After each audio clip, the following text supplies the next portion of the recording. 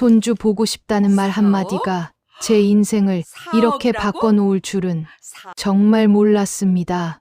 저는 올해 65의 평범한 시어머니입니다. 아니, 평범하다고 생각했던 시어머니였습니다. 30년 넘게 착하게 살아왔고 며느리한테도 나름 잘해줬다고 자부했거든요. 그런데 며느리가 보낸 이메일 하나가 제 모든 생각을 완전히 뒤집어 놓았습니다.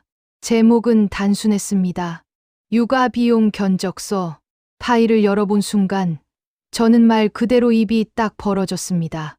엑셀로 깔끔하게 정리된 표, 항목별로 나뉜 금액들, 출산 비용, 영유아 육아비, 교육비, 의료비, 그리고 맨 아래 적힌 충격적인 숫자, 총 예상 비용 4억 2천만 원. 4억이라는 숫자가 눈앞에서 흔들렸습니다. 이게 대체 뭔가 싶었죠. 며느리가 미쳤나? 시어머니한테 어떻게 이런 청구서를 보낼 수가 있지? 하지만 지금 생각해보면 미친 건 제가 아니었을까요? 손주만 보고 싶어 하면서 정작 그 무게는 생각하지 못했던 저 말입니다. 지금부터 그 이야기를 들려드리겠습니다. 제가 얼마나 철없는 시어머니였는지, 그리고 며느리가 얼마나 오랫동안 참아왔는지를요. 제 아들 민수는 제 자랑이었습니다.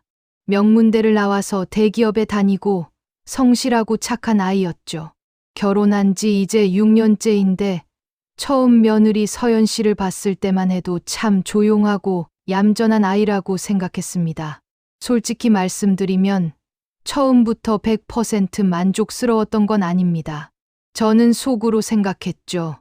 집안도 그저 그렇고 외모도 그냥 평범한데 우리 아들이면 더 나은 조건의 여자를 만날 수 있었을 텐데. 하지만 아들이 좋아한다는데 어쩌겠습니까? 부모 마음이란 게 그렇습니다. 자식이 선택한 사람을 존중해줘야 하는 거죠. 적어도 저는 그렇게 생각했습니다. 그때까지는요. 결혼식 날, 저는 친구들한테 이렇게 말했습니다. 우리 며느리 좀 평범하긴 한데 착해 보이더라고. 친구가 물었습니다. 집안은 어때? 뭐, 그냥 평범한 직장인 집안이야. 우리만큼은 아니고. 지금 생각하면 정말 부끄러운 대화였습니다. 사람을 조건으로 평가하다니. 하지만 그때의 저는 그게 당연하다고 생각했습니다. 시어머니로서 며느리를 평가할 권리가 있다고 착각했던 거죠. 결혼 후 첫 명절이었습니다. 저는 며느리한테 이것저것 알려주려고 했습니다. 서연아, 우리 집은 말이야. 송편을 이렇게 빚어야 돼. 모양이 중요하거든. 며느리가 대답했습니다. 네, 어머님. 그런데 저는 이렇게 하는 게 더 익숙해서요. 아니야. 우리 집 방식대로 해야지. 시집 풍습을 따라야 하는 거야. 며느리는 잠깐 입술을 깨물더니 고개를 끄덕였습니다. 알겠습니다, 어머님. 저는 그 모습을 보면서 만족스러웠습니다. 그래, 며느리는 이렇게 시어머니 말을 잘 들어야지. 하지만 그게 순종이 아니라 참음이었다는 걸 저는 그때 몰랐습니다. 음식 배치를 설명할 때도 마찬가지였습니다. 음식은 상 위에 이렇게 배치하는 거야. 공동백서, 알지? 붉은 과일은 동쪽, 흰 과일은 서쪽. 며느리가 조심스럽게 말했습니다.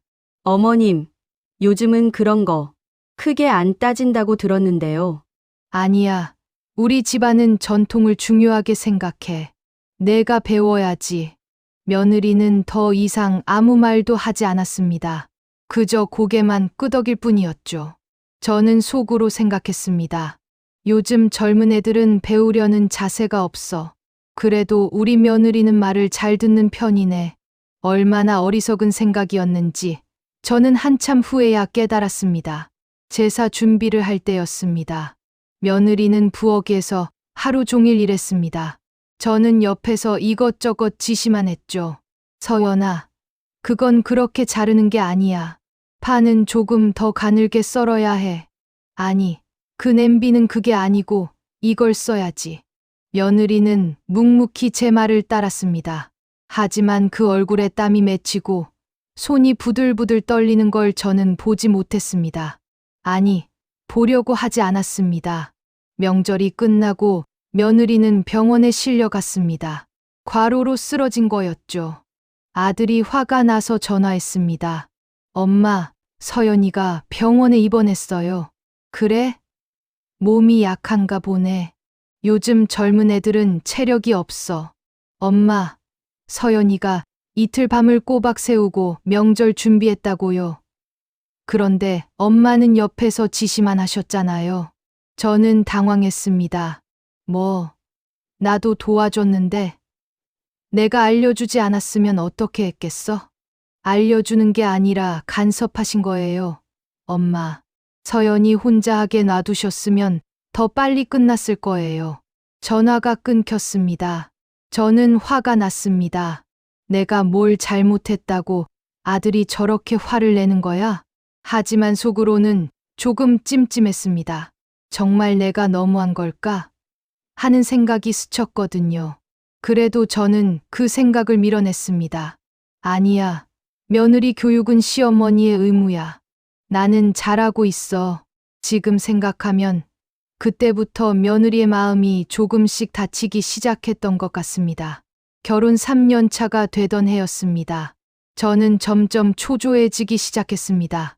주변 친구들은 벌써 손주 이야기로 꽃을 피우는데 저만 할 말이 없었거든요. 매주 목요일마다 친구들과 모임이 있었습니다. 50년 넘게 알고 지낸 친구들이죠. 우리는 카페에 앉아서 수다를 떨곤 했는데 요즘은 그 시간이 점점 괴로워지기 시작했습니다. 우리 손주가 말이야. 벌써 걸음마를 떼었어. 10개월밖에 안 됐는데 벌써. 은희가 자랑스럽게 말했습니다. 핸드폰을 꺼내서 동영상을 보여주더군요. 비틀비틀 걷는 아기의 모습. 다들 감탄사를 연발했습니다. 어머, 정말 똑똑하네. 우리 손주는 돌 지나서 걸었는데 순자가 맞장구를 쳤습니다. 그러면서 자기 손주 사진을 꺼내 보였죠. 우리 손녀는 어린이집에서 제일 예쁘대. 선생님이 모델 시켜도 되겠다고 그러더라고. 명숙이가 끼어들었습니다. 그게 뭐야? 우리 손주는 벌써 한글을 다 뗐다니까?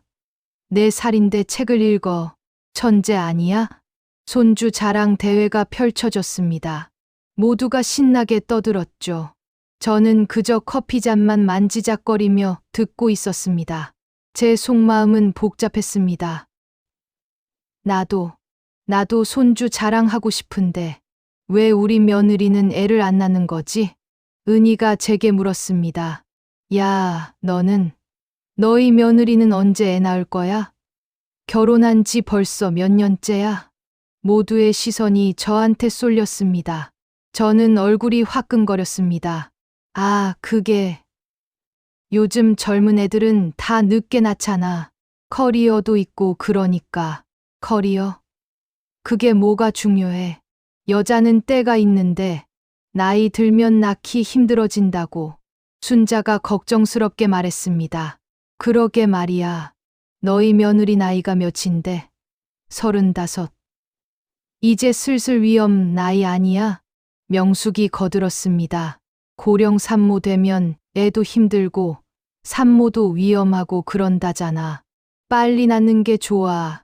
저는 고개를 끄덕였습니다. 친구들 말이 다 맞는 것 같았거든요. 그래, 나도 그 생각이야. 그래서 요즘 슬슬 얘기를 꺼내고 있어. 은희가 조언했습니다. 적극적으로 말해야 해.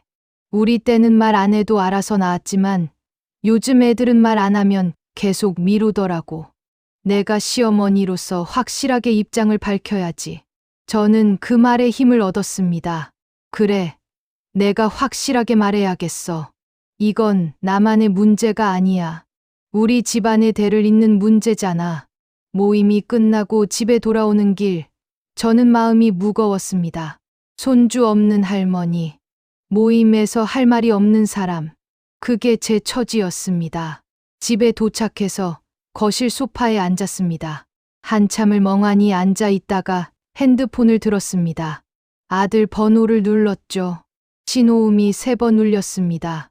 아들이 받았습니다. 네, 엄마. 민수야, 너 지금 시간 돼? 지금 회사인데요.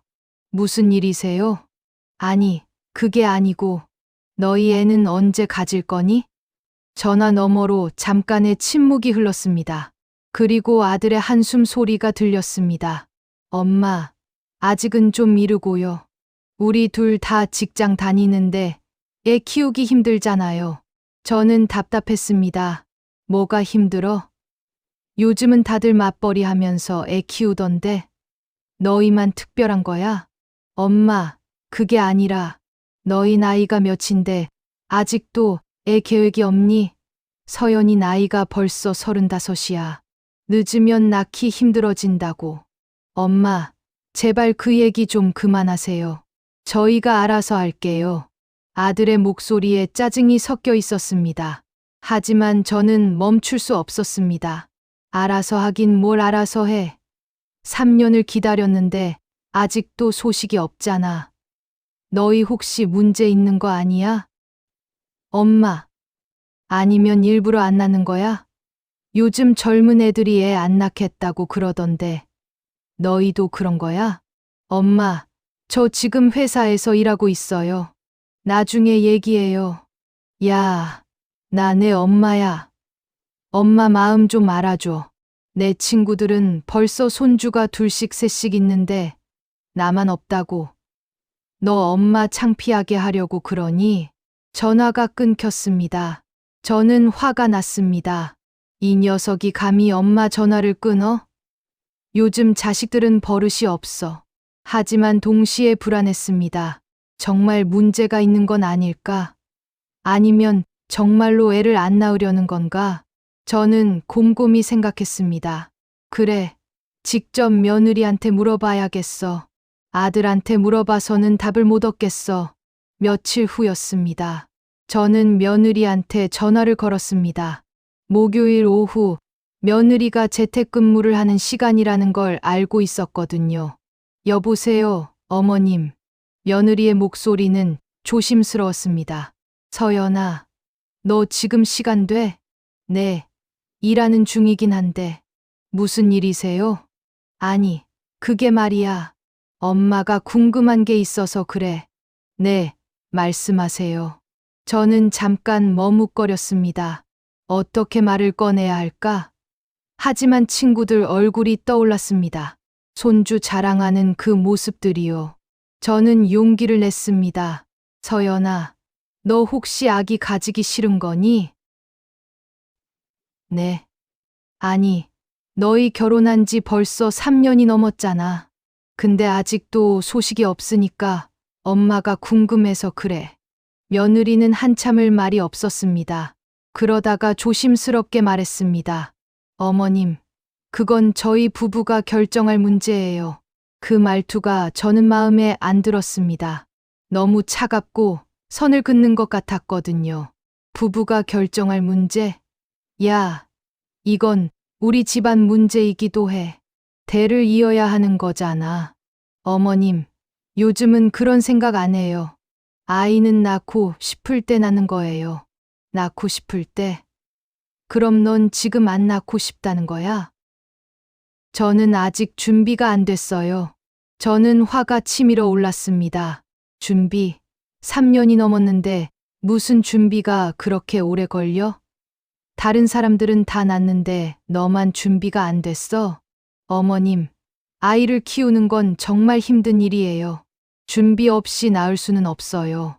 힘들긴 뭐가 힘들어. 우리 때는 애를 셋씩 넷씩 낳아서 키웠어. 너희는 하나만 낳으면 되는데 그것도 못하겠다는 거야? 며느리의 목소리가 조금 떨렸습니다. 어머님 때와 지금은 달라요. 육아 환경도 다르고 비용도 엄청나게 들고. 비용? 돈 걱정하는 거야? 우리 아들 월급이 얼만데 돈 걱정을 해? 그게 아니라. 아니긴 뭐가 아니야. 솔직히 말해봐. 너 일 때문에 애 안 낳으려는 거지? 침묵이 흘렀습니다. 길고 무거운 침묵이었습니다. 그리고 며느리가 말했습니다. 어머님, 죄송하지만 저 일하고 있어서요. 나중에 다시 전화 드릴게요. 야, 서연아. 뚜. 전화가 끊겼습니다. 며느리가 제 전화를 끄는 겁니다. 시어머니 전화를 며느리가 끊다니.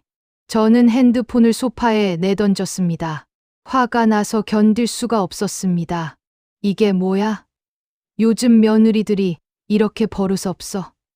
시어머니한테 대드는 거야? 저는 거실을 왔다 갔다 하며 중얼거렸습니다. 내가 뭘 잘못했다고 그래? 손주 보고 싶다는 게 그렇게 큰 잘못이야? 시어머니면 손주 보고 싶은 게 당연한 거 아니야? 하지만 속으로는 불안했습니다. 며느리와의 관계가 점점 나빠지고 있다는 게 느껴졌거든요. 하지만 어쩔 수 없어. 나는 내 권리를 주장하는 거야. 시어머니로서 당연히 손주를 기대할 수 있는 거잖아. 저는 그렇게 스스로를 합리화했습니다. 제가 잘못하고 있다는 생각은 하지 않았습니다. 아니, 하고 싶지 않았습니다. 그날 저녁 아들한테서 문자가 왔습니다. 엄마, 서연이한테 그런 식으로 말씀하시면 안 돼요. 서연이가 많이 상처받았어요. 저는 문자를 읽고 코웃음을 쳤습니다. 상처. 그 정도 말에 상처를 받아? 요즘 애들은 참 유리 멘탈이야. 답장을 보냈습니다. 엄마는 그저 손주가 보고 싶을 뿐이야. 그게 그렇게 나쁜 거니?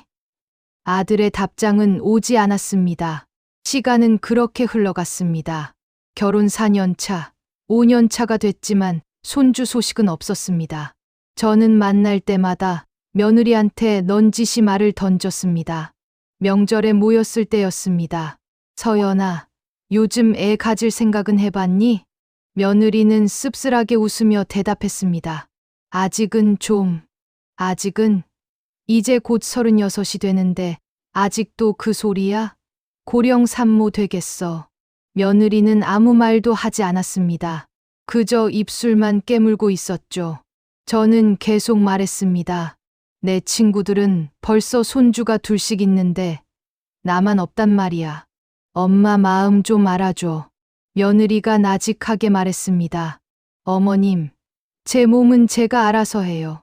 내 몸이긴 하지만 넌 우리 집 며느리야. 우리 집안의 대를 이어야 할 의무가 있어. 며느리의 얼굴이 창백해졌습니다. 하지만 저는 멈추지 않았습니다. 너 혹시 일부러 안 낳는 거야? 요즘 젊은 애들이 애 안 낳겠다고 그러던데. 너도 그런 거야? 며느리가 벌떡 일어났습니다. 어머님, 죄송한데 저 좀 쉬어야겠어요. 머리가 아파서요. 그리고는 방으로 들어가 버렸습니다. 저는 어이가 없었습니다. 머리가 아프다고? 핑계 같은데? 나중에 아들이 저한테 따졌습니다. 엄마, 왜 자꾸 서연이한테 그런 말을 하세요? 뭐? 나 잘못한 거 없는데. 손주 낳으라고 압박하시는 게 잘못이 아니에요. 서연이가 얼마나 스트레스 받는지 아세요? 스트레스. 시어머니가 손주 보고 싶다는데 그게 스트레스야? 엄마, 요즘은 그런 말 하면 안 돼요. 출산은 강요할 수 있는 게 아니에요. 강요? 내가 언제 강요했어? 그냥 물어본 거지. 아들이 한숨을 쉬었습니다.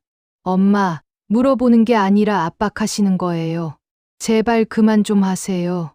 저는 억울했습니다. 내가 뭘 그렇게 잘못했다고? 손주 보고 싶은 게 죄야? 하지만 아들의 표정이 너무 심각해서 저는 그 후로 잠시 말을 아꼈습니다. 겉으로만요. 속으로는 계속 생각했습니다. 언제쯤 손주를 볼 수 있을까?